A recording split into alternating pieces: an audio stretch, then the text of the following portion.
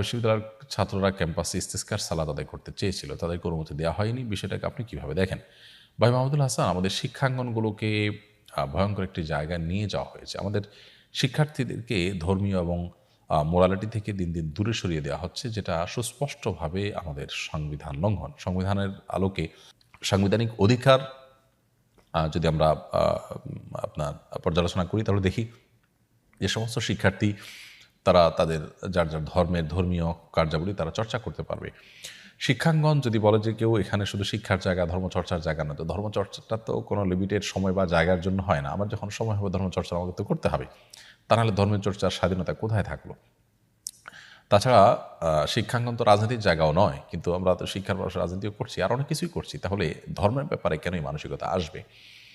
আজকে ক্যাম্পাসে যদি বৃষ্টি প্রার্থনার জন্য কোনো কনসার্ট আয়োজন করা হতো, তাহলে তো আমার মনে হয় না কোনো অনুমতি নেওয়ার প্রয়োজন হতো। খুবই দুর্ভাগ্যজনক একটা বাস্তবতার মধ্যে দিয়ে আমরা যাচ্ছি।